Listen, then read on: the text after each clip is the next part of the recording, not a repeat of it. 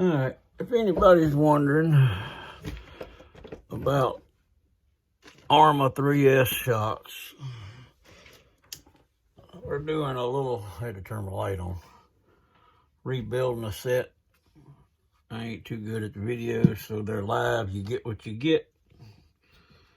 But they're all took apart, and these are off of an Arrma senton.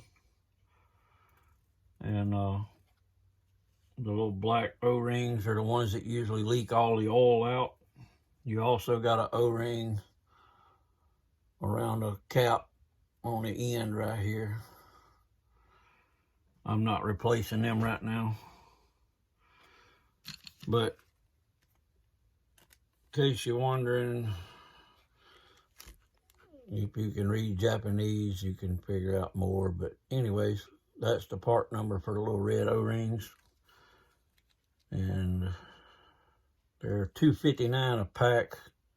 I just got my hobby shop to order them, but I'm not cleaning these up too much. I'm not really doing much. But anyway, there's your little shock deal. You don't need to put that on right now, but what we're going to do is start with this cap. And the first thing you want to do is drop one of the little red O-rings in, and then you got your little spacer, which ain't much, just a little piece of plastic. Put it in the same hole, mash it down. Take another little red washer, O-ring, push it down in there. And you got your cap, which just snaps onto the top of which is the bottom cap on the shock. Just snap it on there. And then you got your new O-rings, which are a little bit bigger.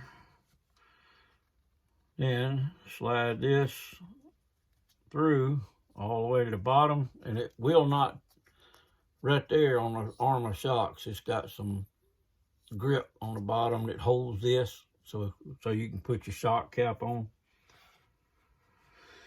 Next thing, you want to put your piston with the washer, metal washer, facing down onto the bottom, so that way it don't pull the piston down onto the shock rod. Anyways, then you put your little nut on, which I can't never get a hold to.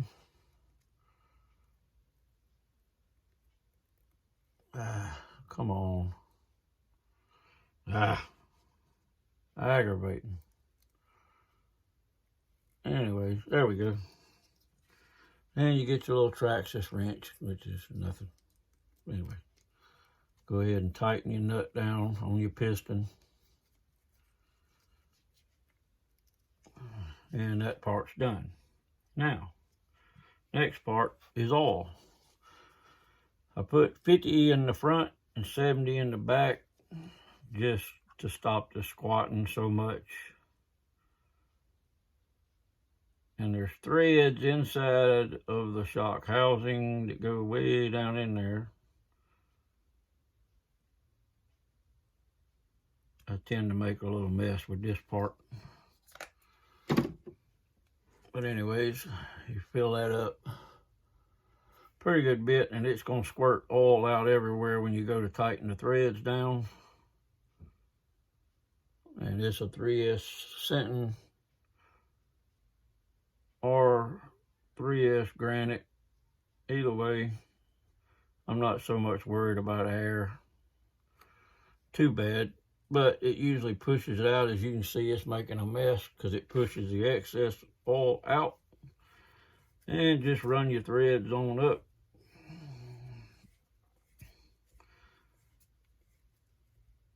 And what you do is you push your all the way down until you get bottomed out, and it will help hold the piston and wipe all the oil off, which it makes a dang mess, which is no big deal.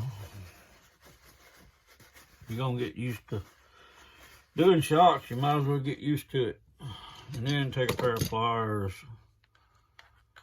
on the housing hold it. Put you something in there to grip and tighten it up.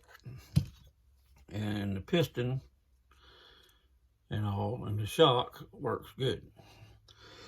Now, with the Traxxas, they don't work like this, but your spring retainer will just slide all the way down over the Arrma shock. And anyways, it's snipped on the bottom. Then you drop your spring on, and you got a spacer, which is your shock. Excuse me. Your shock cap, and then your cap goes on. These tend to cross thread easy, so be careful.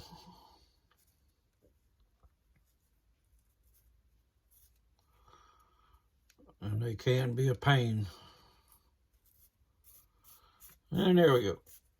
Then you tighten this on down. Let's see. I like to use 2 pairs of pliers, one here.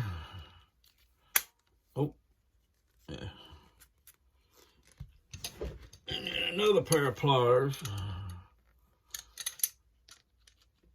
These are way too big for what I need, but, and then you snug the red cap down until it's tight.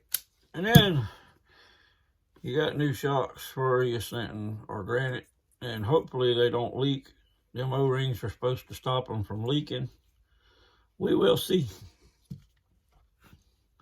That'll be all for now. Thanks for watching.